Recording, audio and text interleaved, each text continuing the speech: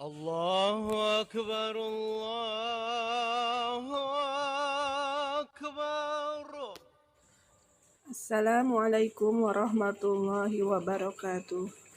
Para sahabat yang dimuliakan Allah Subhanahu wa taala, kita sebagai umat Islam perlu memperhatikan waktu tidur kita karena ada beberapa tidur yang dibenci Allah Subhanahu wa taala.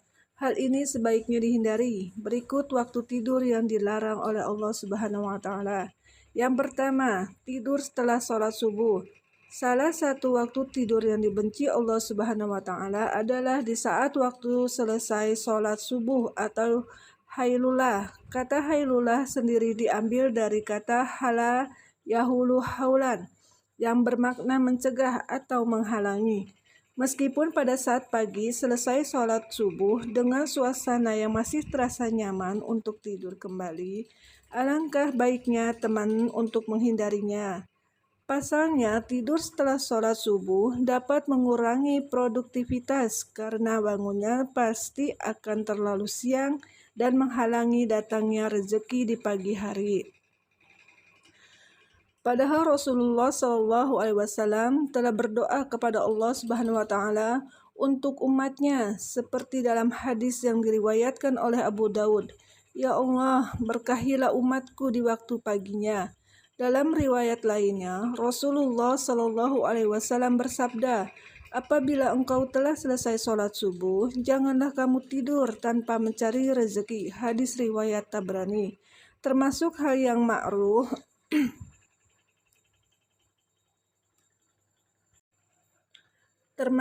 yang makruh bagi orang soleh karena tidur di antara sholat subuh dengan terbitnya matahari. Waktu tersebut berharga sekali. Pada hari adalah awal hari dan sekaligus sebagai kuncinya. Selain itu, pagi juga waktu diturunkannya rezeki dan keberkahan. Nomor 2, tidur setelah sholat asar menuju maghrib. Waktu yang dibenci Allah Subhanahu wa taala selanjutnya yaitu tidur selepas sholat asar atau ailulah. Kata ailulah diambil dari kata ilat yang bermakna penyakit.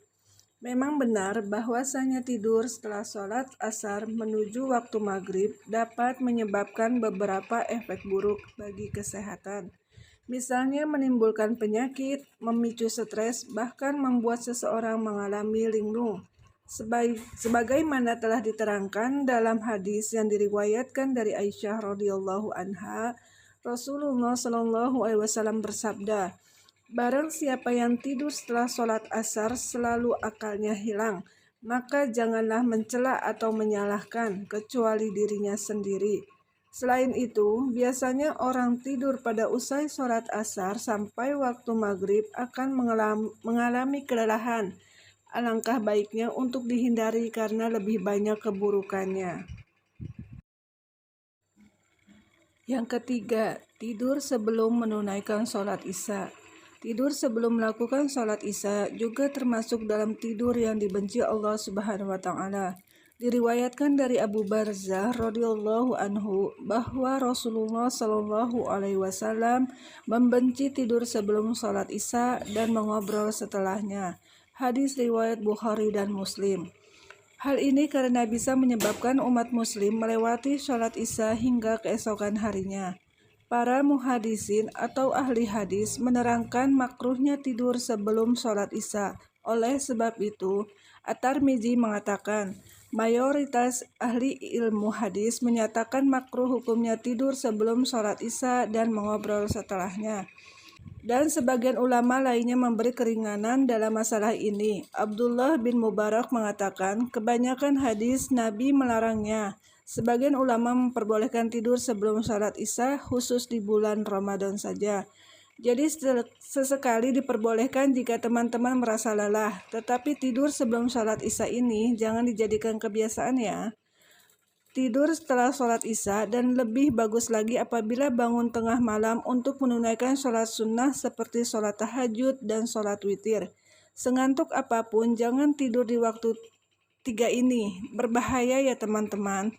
Agama Islam mengatur segala perkara termasuk waktu tidur.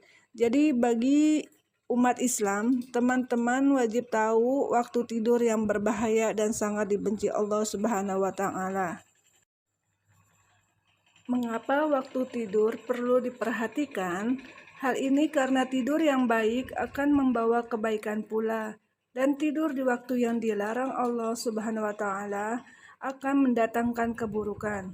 Tidur memang menjadi rutinitas yang dibutuhkan oleh setiap makhluk hidup, khususnya manusia, sebagai cara untuk beristirahat karena lelah beraktivitas. Dalam hal ini Allah Subhanahu wa taala berfirman dalam Al-Qur'an surah Al-Qasas ayat 73 yang berbunyi, "Dan karena rahmat-Nya Dia jadikan untukmu malam dan siang, supaya kamu beristirahat pada malam itu, dan supaya kamu mencari sebagian dari karunia-Nya pada siang hari, dan supaya kamu bersyukur." Demikian penjelasan yang dapat saya sampaikan, semoga dapat bermanfaat. Jika ada salah dalam menjelaskan, mohon dibukakan pintu maaf yang seluas-luasnya, karena kesempurnaan milik Allah Subhanahu wa taala. Barakallahu fikum. Wassalamualaikum warahmatullahi wabarakatuh. Ya Imam al-Mujahidin